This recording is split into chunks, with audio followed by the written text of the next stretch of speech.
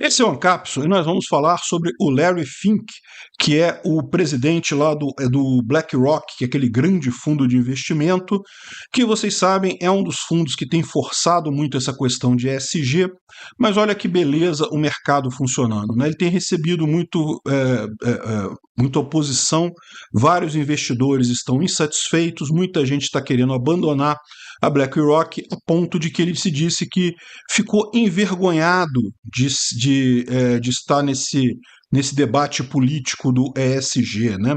Vamos entender exatamente o que ele quis dizer aqui, e mais importante do que isso, qual é a ideia por trás dessa história toda, por que esse pessoal tem tanta força assim, como é que esse cara, que ele não é dono do dinheiro, ele é dono só da BlackRock, a BlackRock investe dinheiro de vários fundos, como que esse cara se tornou uma figura tão importante nessa discussão política, né? Ele nunca foi eleito, ele não foi eleito para nada, ninguém votou nele, muitas pessoas que têm dinheiro em fundos também não sabem que o fundo é administrado por ele, e no final das contas esse cara tem esse poder todo. Vamos tentar entender o que está acontecendo aqui. Essa notícia foi sugerida por Sword Art Online Melhor Anime, Pegue, Mexa e várias outras pessoas. Obrigado aí ao pessoal que sugeriu a notícia, obrigado a você que está assistindo o nosso vídeo. Se você gosta do nosso conteúdo, por favor, deixe o seu like e se inscreva aqui no canal, né? O Larry Fink, que é esse rapaz aqui, ele se disse envergonhado de ser parte desse debate político do ESG, né? A BlackRock foi uma das empresas de investimento que primeiro aderiu a essas iniciativas.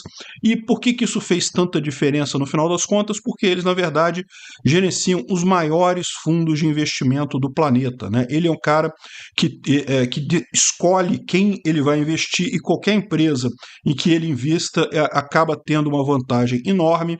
Ao contrário, ele acaba tendo um poder de barganha muito grande, porque como ele lidera uma quantidade enorme de dinheiro no mercado, se ele virar para sua empresa e falar, olha só, eu quero que você vire ESG, se você não virar ESG, eu vou tirar o dinheiro da sua empresa, e daí a sua empresa vai perder um bocado de dinheiro, e daí os sócios e diretores da empresa acabam se vendo obrigados a aceitar esse tipo de regra, né? O mais curioso dessa história é que quando você fica sabendo que a BlackRock é uma grande empresa de investimentos, a impressão que você dá é que o dinheiro é do cara, mas não é. Ele tem um monte de fundos de investimento que são usados principalmente por outras entidades, como estados, prefeituras, associações de professores, etc., né? Principalmente lá nos Estados Unidos, mas também na Europa, também em vários outros lugares do mundo.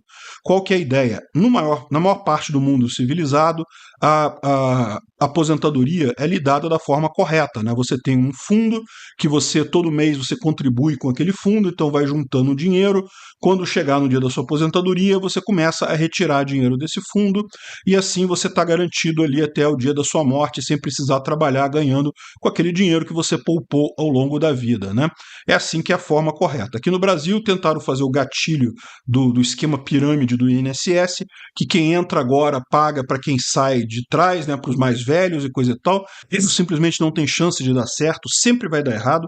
Pode ser que demore, pode ser que não dê errado agora, pode dar errado só mais adiante, mas uma hora vai dar errado, porque não tem jeito, todo esquema de pirâmide é assim, uma hora não tem gente entrando o suficiente para pagar quem está saindo, então é um absurdo. Mas lá nos Estados Unidos, então quando você tem, por exemplo, professores da cidade de tal, do estado tal, né, você tem lá aquela associação, eles fazem justamente essa coisa de aposentadoria, uma parte do salário vai para esse fundo, e bem, essa entidade que gerencia a aposentadoria dos professores, eles não querem arriscar o dinheiro não pode ser arriscado em apostas agressivas e coisa e tal, então eles têm que comprar fundos muito conservadores, fundos com base em ações do governo, em coisas bem conservadoras mesmo, que não é arriscar o dinheiro da pessoa, mas também não deixar o dinheiro parado, né? E é nesse contexto que entra a BlackRock, ela gerencia inúmeros fundos desse tipo. Então, repara, esse tipo de investidor tem duas características. Primeiro, ele não se mete no que está investindo. A associação dos professores do estado de não sei aonde, ele não está nem aí para onde é que você vai investir esse dinheiro, o que ele quer é que você tenha um rendimento razoável ali, conservador e coisa e tal. Então, eles tipicamente pegam esses fundos, e a BlackRock oferece vários desses fundos e tem um histórico de sucesso, é preciso deixar claro. Também o cara não está ali a troco de nada, ele consegue gerenciar esses fundos conservadores conservadores com uma boa margem de sucesso, não tem falhas e também consegue manter a coisa rendendo e sem gerar problemas, né? Então isso é um mérito deles, não é qualquer fundo que consegue isso. Você acha que é fácil ficar aplicando o dinheiro dos outros e tendo esse rendimento constante, coisa e tal? Não é, não. O cara tem lá os seus méritos, né? Mas só o que acontece, né? Ele começou para atrair mais investidores, particularmente o pessoal woke, particularmente os George Soros da vida, ele começou a oferecer, entrar nessa história de ESG, de capitalismo com responsabilidade, como ele chama, né? E daí acabou adotando esse tipo de política para todos os fundos. E esse é o grande problema, porque lembra, se você tivesse fundos que são fundos ESG, e quem quiser investir, investe em ESG, e fundos não ESG, que se você não quiser investir em ESG, você não investe. Mas para atrair o pessoal com grana woke, ele adotou a política de que todos os fundos teriam a ligação ESG e coisa e tal. Então ele isso foi a origem do problema. Ele, para crescer mais, para trazer mais dinheiro, ele optou por esse tipo de coisa, de capitalismo responsável, que a gente sabe que não é responsável coisa nenhuma, porque ESG é uma bitolagem completa, não serve para porcaria nenhuma, é um bando de esquerdismo naquilo ali, sem nenhuma utilidade prática. Só que, o que eu falo para vocês, o mercado, ele corrige esse tipo de problema. Esse tipo de coisa só é ruim mesmo quando é o governo fazendo. E o cara está começando a perceber isso, né? Rapidamente, várias dessas associações que tinham fundos investidos na BlackRock começaram a perceber que se movessem o fundo para outra instituição tinham mais vantagem. Por quê? Se o seu fundo privilegia o rendimento, você vai ganhar o máximo de dinheiro possível, correto? Se o seu fundo privilegia o ambiente social e não sei o que lá, e a governança, meu amigo, no final das contas, o seu fundo vai receber menos, em termos de rendimento mesmo, vai ser menos. Então, ou seja, o mercado automaticamente pune quem faz essas ideias idiotas. Se você faz isso com o seu dinheiro, é seu direito. Você está com o seu dinheiro aí, quer investir em coisas ESG, cara, eu acho que é seu direito fazer isso. Quer queimar dinheiro, quer jogar na privada da descarga, o dinheiro é seu, você faz o que você quiser. Mas o ponto todo foi esse, né? Inclusive lá na Flórida, é preciso deixar claro, foi justamente o Ron DeSantis que fez um movimento muito forte nesse sentido de esclarecer para as várias comunidades, as várias associações que estavam investindo nesses fundos, o dano que isso causa, no final das contas, estavam tendo rendimentos menores do que poderiam ter numa empresa que não adotasse o ESG, né? E com isso, a BlackRock começou a ter problemas. Por quê? Porque o pessoal começou a sair da BlackRock. E agora o tal do Fink aqui está todo enrolado sem saber o que falar. Olha só, o que ele disse aqui? Ó, eu estou envergonhado de ser parte dessa conversa. Quando eu escrevo essas cartas para investidor, eu não quero fazer isso como um statement político, como uma afirmação política.